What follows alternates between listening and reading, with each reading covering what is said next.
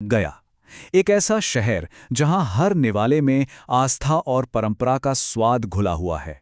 तो चलिए इस शहर की एक अनोखी कुलिनरी जर्नी पर चलते हैं और जानते हैं कि यहाँ का खाना इतना खास है क्यों। अगर गया के खाने को सिर्फ एक लाइन में बताना हो तो वो होगी सादा, सात्विक, मौसमी और पूरी तरह से पारंपरिक। बस यही एक लाइन सब कुछ बयां कर देती है। आप सोचिए, यहाँ का खाना चावल, दाल, घी और गुड़, इन्हीं बेसिक चीज़ों पर टिका है और यही तो इसकी संस्कृति की असली नींव है। तो भाई, गया के खाने को समझना है ना, तो सबसे पहले यहाँ की आस्था को समझना होगा। देखिए, गया एक बहुत बड़ा तीर्थ स्थल है और इसका सीधा असर मतलब हर चीज पर जो थाली में परोसी जाती है ना, उस पर साफ साफ दिखता है। यहाँ के खाने का एक बहुत ही कोर कॉन्सेप्ट है सात्विक। अब सात्विक का मतलब क्या है? मतलब एकदम शुद्ध, पौष्टिक खाना, ऐसा खाना जो मन को शांति दे। और इसीलिए आप देखेंगे कि यहाँ ताज़ी, सीजनल सब्जियों पर बहुत जोर दिया जाता है। और हाँ, बहुत ज़्यादा मसाले, प्याज, लहसुन, इन सब से परहेज किया जाता है। इससे ना शहर के खाने का एक बहुत ही दिलचस्प नक्शा बन जाता है। सोचिए, एक तरफ है विष्णुपद मंदिर जैसे पवित्र इलाके, जहां आपको मिलेगा सिर्फ और सिर्फ शुद्ध शाकाहारी सात्विक भोजन, और फिर दूसरी तरफ है एपी कॉलोनी जैसे मोहल्ले, जहां आपको देहाती नॉनवेज खाने का भी स्वाद चखने को मिलेगा। तो ये दिखाता है कि गया में आस्था और रोजमर्रा की जिंदगी के स्वाद कैसे साथ साथ चलते हैं, फिर भी कितने अलग हैं। तो चलिए फिर सबसे पहले चलते हैं गया के आध्यात्मिक दिल में, यानी विष्णुपद मंदिर के आसपास, और पता लगाते हैं कि यहाँ जो हजारों तीर्थयात्री आते हैं उनकी थाली में आखिर होता क्या है। मंदिर के आसपास ना आपको 3 डिशेस सबसे ज्यादा दिखेंगी।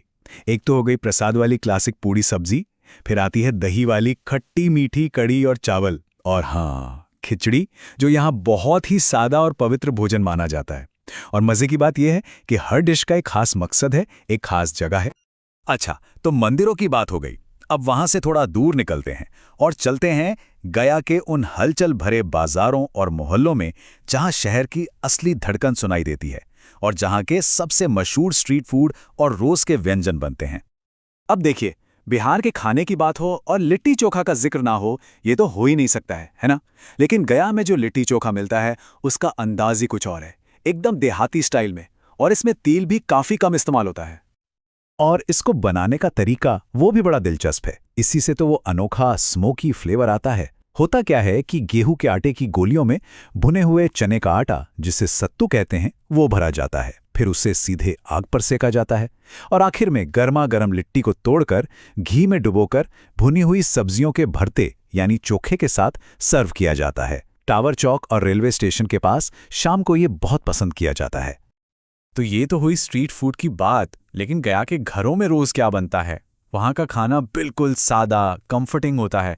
दाल चावल सब्जी, चोखा भात, ये सब रोज की थाली का हिस्सा हैं। पर एक चीज़ है जो आपको यहाँ के खाने में हर जगह मिलेगी, और वो है सत्तू, मतलब भुने चने का आटा। ये ना सिर्फ पौष्टिक होता है, बल्कि गर्मियों में तो ठंडक देने के लिए इसका कोई जवाब नहीं। और हाँ, ये मत सोचिएगा कि गया में सिर्फ शाकाहारी खाना ही मिलता है। तीर्थ क्षेत्रों से जरा दूर निकलिए, एपी कॉलोनी जैसे मोहल्लों में जाइए तो आपको जबरदस्त नॉनवेज खाने को मिलेगा। यहाँ की जो देसी चिकन करी और मटन करी है ना, वो बिना किसी क्रीम या मक्खन के एकदम गहरे मसालों के साथ धीरे धीरे पकाई जाती है, और उसका स्वाद उफ, एकदम जमीनी और मज़ेदार होता है। अच्छा, नमकीन और तीखे की तो बहुत बात हो गई। अब कुछ मीठा हो जाए, क्योंकि गया की कुलिनरी जर्नी यहाँ के मीठे के बिना बिल्कुल अधूरी है। यहाँ मिठाइयाँ सिर्फ स्वाद के लिए नहीं है, ये तो लोकल पहचान का एक बहुत ही जरूरी हिस्सा है।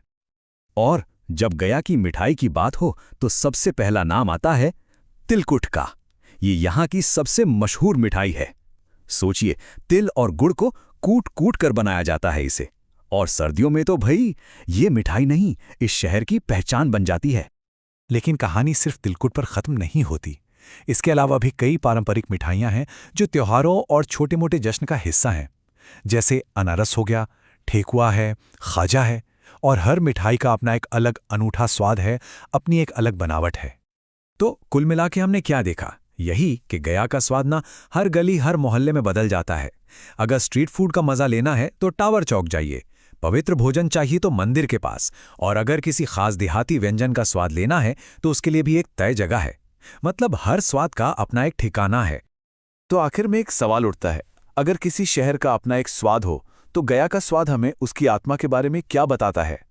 मेरे ख्याल से गया का भोजन सिर्फ पेट भरने का एक जरिया भर नहीं है। ये तो आस्था, परंपरा और वहाँ के लोगों की एक पूरी कहानी कहता है। एक ऐसी कहानी जो हमें बताती है कि इस शहर की आत्मा जितनी पवित्र है, उतनी ही अपनी जमीन से, अपनी जड़ों से जुड़ी हुई है।